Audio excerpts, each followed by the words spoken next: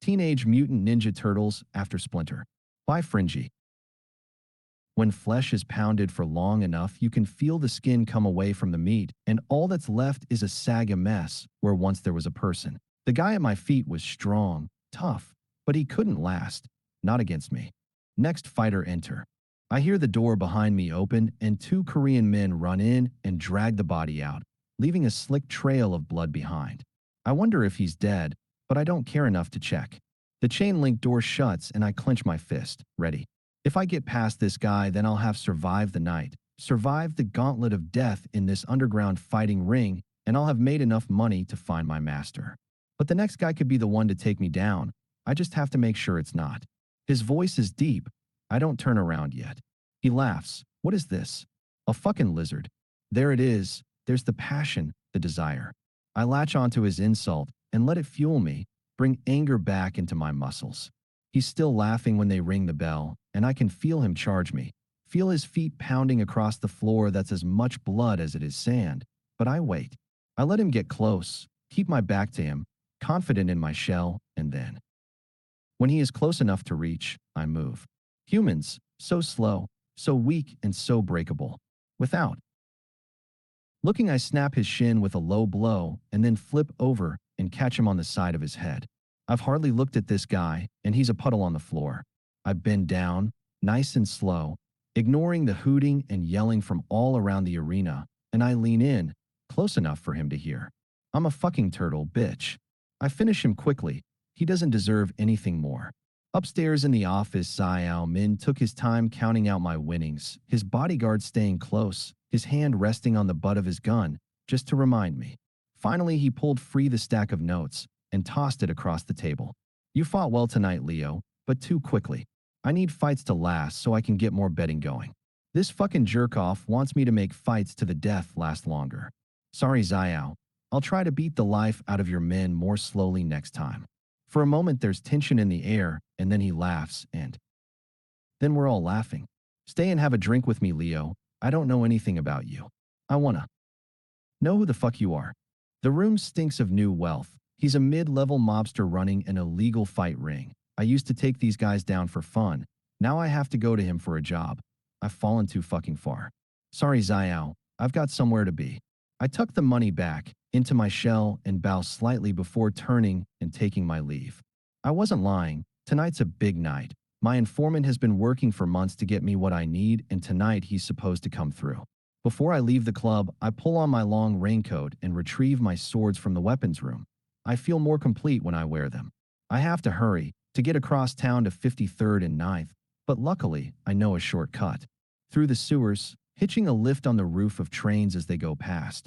I can make my way there faster than in a taxi.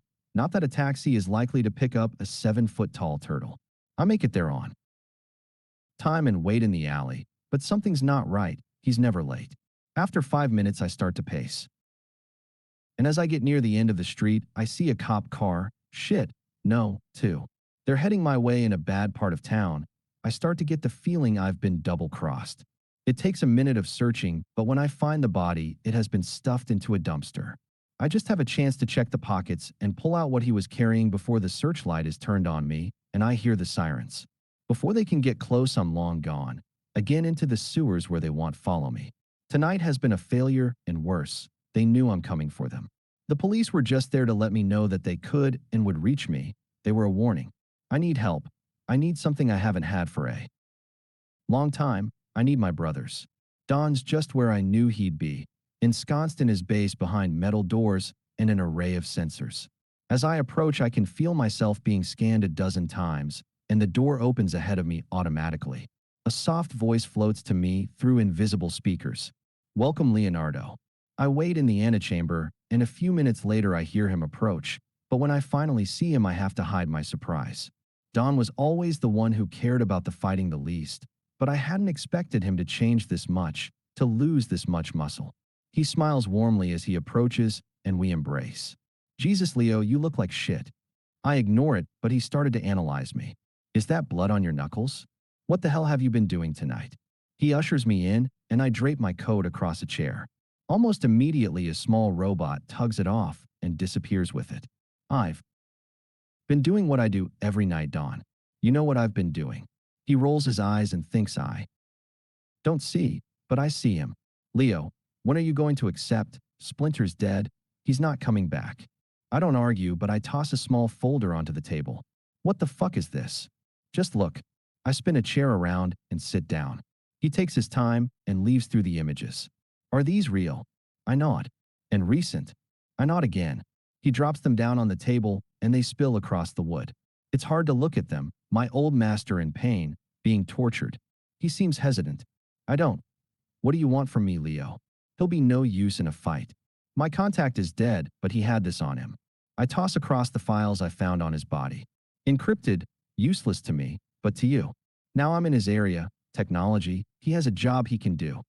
I'll find out what's on them and find out where he is, but you can't go up against them alone. I shook my head slowly. Know for that I'm going to need Raph and Mikey. I knew Don would. Know where to find Raph. He's never been able to keep away from trouble, and it seems that's only got worse since the last time I saw him. As it turned out, he was going to be easy to find, just very hard to get to. Black Hill Prison. It's not the kind of place they put muggers or rapists. It's the kind of place they put mutant freaks, or in this case, 7-foot turtles who like breaking skulls and dawn. Take care who's the split. They keep it out here in the middle of nowhere, so if any of them escape, they have plenty of time to stop them before they reach civilization. Of course, that's a double-edged blade, as it means that civilization takes a long time to get to the prison if something goes wrong. I'd chosen my ride for nostalgia's sake, a pizza van. I'd gone over the plans again and again with Don, and there was no clever weakness, no sneaky sewer, and no lucky break that meant I could spirit him away. If I was going to get Raph back, then it'd have to be the old-fashioned way head-on. 200 yards from the gate I wedged a brick on the accelerator and rolled out the door, up and running as quickly as I could stop. Rolling. I heard the pitter-patter of gunfire as they realized the truck wasn't stopping, and then the world went bright and loud as the truck hit the front gate. Fuck knows how big the explosion was. I'd packed it with as much fertilizer as I could steal, and Don had given me a few treats to make it burn hotter. From the sound of the screams, it was working. I moved at a flat run, heading for the walls. Right now, every guard would be fixated on the front and on locking the place down. The shape charge I placed on the wall blew a hole big enough to get through, and the daisy chain flashbangs were enough to leave the 2 guards on the other side down and helpless. No witnesses, no one left alive. That was the rule tonight. My blades would drink well. Steel bars and tough guards blocked my way, but I had enough toys to put both down. Don's termite charges had me through each door in seconds, and my blades took care of the rest. They didn't carry guns inside the walls, apparently for safety reasons. It got a lot of them killed. I checked me watch, 6 minutes since the gate blew, 14 dead guards, and 1 last door. I moved into the final corridor and ran down, counting doors, looking for the number I needed. The hinges gave first, and the door crashed down, and I looked into cold, angry eyes. It was my boy. It was hard not to smile. He had been ready to leap, but on seeing me, he stood and walked past me into the hall. Took you long enough. I shrugged. This was the first time I needed you. I flipped over his sigh, and for a moment I saw true pleasure on his face, but it was replaced quickly enough by a scowl. I nodded to the door. It took longer getting out. Raph had some anger issues he needed to work out, and the guards were more than obliging. I'd have hurried him, but he needed the practice, and it was nice to see he'd kept in shape. Unlike Don, he'd always enjoyed the mission, always loved the work. An hour later, we were far away, heading back to the city in a minivan with legit plates. He finally asked the question, "Why now? What's happened?" I wasn't sure how to phrase it, so I came straight out. Splinter, I found him. There was no protest, no claims he was dead, just a nod of the head. What's the plan? When do we move? Soon, we just. I looked over, and he realized what I was going to say. We don't need him. He's too unpredictable. I shook my head. This time we do. It was nearly 6 a.m. when we rumbled back into the city, late or early depending on how you looked at it, but it didn't really matter. He'd set up in Old Soho, an area which used to be off limits for all but the worst gangbangers, but had improved to the point where the porno shops had moved in and street shootings were a weekly, not daily occurrence. He'd taken a basement block, and we had to wait for him to buzz us in. But at last the door clicked, and we pushed into the chaotic, jangling noise. Along one wall, rows of one-armed bandits all clanged and hooped, and down the other wall, video poker flashed up hands. But it was the middle of the room that made the most noise. Video games, he'd always loved them, and here he had all the old arcade machines, all in perfect working order. Pong, Space Invaders, Pac-Man, and a selection of newer ones too: Street Fighter 4, WWF WrestleMania 6, Ridge Racer, a random selection, his favorites. The video games were largely ignored, but the gambling machines were fairly busy, and at the opposite end of the room a cage was built into the wall. And a small queue of men were placing bets. Sports bookie, it figured, that kind of thing was right up his alley. I wondered how much he turned over on a place like this, enough to keep the gangs away anyway. No one paid us any attention as we moved towards the back until we reached the cage, and suddenly two large things appeared. One had been a man at some point, the other, who knows. They looked strong as hell though, and gestured for us to follow. We moved through a door into the back area, and at last came across a heavy metal door, which spun open as we approached, and the goons backed away. I looked at Raph. He was shaking his head. Mikey loved theatrics. I tried not to gasp as I entered the room. I'd been expecting something sumptuous, something impressive, or something insane, but what I got was home. Mikey had recreated our old home, the place where we'd lived in the sewers for all those years. It was identical. I turned at the sound of wheels. "Hey dudes." He skidded to a halt and kicked his board away. It landed on a half-wrecked sofa. "How's it hanging?" Raph began to laugh, ugly, insulting snorts of derision, and I kicked him to shut him up. "Mikey, you look." He looked identical. He even was wearing his orange bands, new ones he'd had made specially. "You look good." I finished lamely. He held his hand up for a high five, and I obliged. "Right on." Raph couldn't hold it any longer. "The fuck are you doing, freak show? You recreated a life we left behind years ago. You built a gambling empire so that you could, what, live in the past. The fuck is wrong with you?" I wanted to stop him, but it was true. It was strange. Slowly, Mikey let his hand drift up, and he pulled away the eye mask. His voice had dropped to a hollow ring, and I felt sorry for him. Our split had been hardest on him. He'd never been alone before, and this, it was his attempt to hold on to some of the past. The mission, though. "Mikey," I found Splinter. Confusion and anger passed over his face. "He's dead, dude." I pulled free the images and showed him them till he waved them away. "Dude, if that's true," he didn't need to say it. "We have to help him. Raph and I are going in. Are you with us?" He turned and looked around, and then back to us. "Fuck you both." I blinked. "Mikey, if we don't go, then he'll die." His body changed, no longer casual. He grew angry. "He left, you all fucking left, and now I don't give a shit. He can die, you can all go to hell." He turned and stalked away into the replica sewer. "Don't come back here." I could feel Raph's smile. "Don't fucking say it. I told you so. He's living in the PSIT, but he's too fucking damaged, Leo. He lost his goddamn mind." I did my best to hold back the urge to stab him, and then turned and left without replying. Raph sniggered behind me. "It took 3 days to get here. Even without the felon in tow, they don't let me fly commercial, and I don't ever check the blades. So the only option is to drive. We found it last night, guided by dawn until we reached the outskirts of a large industrial area, and then we left the car and walked.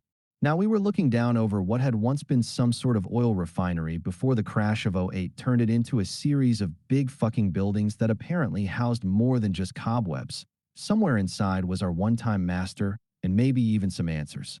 We stayed low as we could anyway, and once it was dark we moved in fast. We found the first lookout easily enough. He was poorly concealed, and when we took him down, we took some time on him.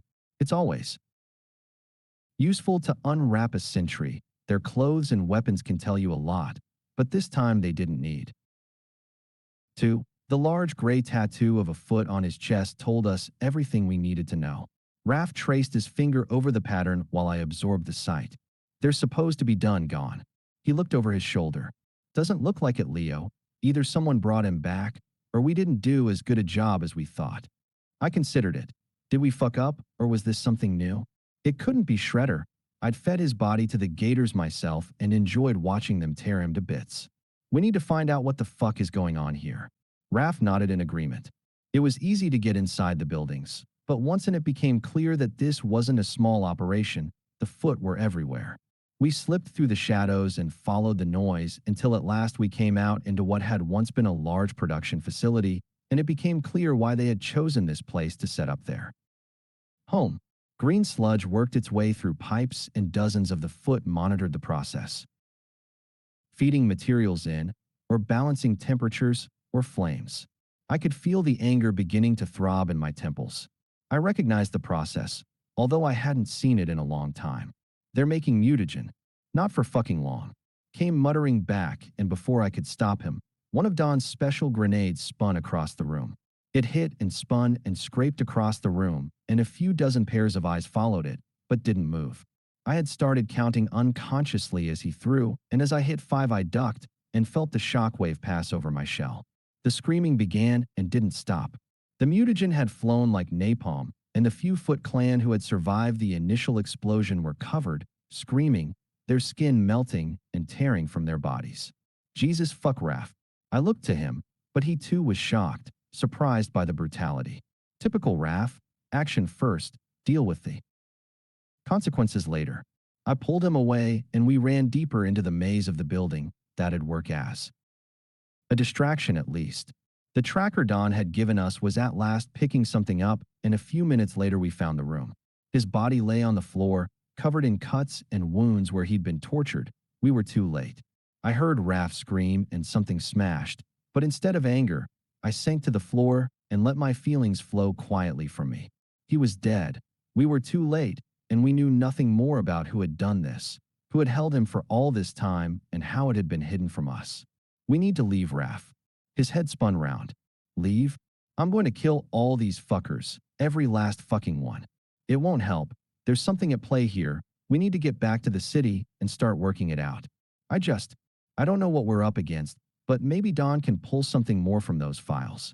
Raph spun me round and hit me with a hard fist to my face. My anger spiked and my hand went to my blades, but he was smiling.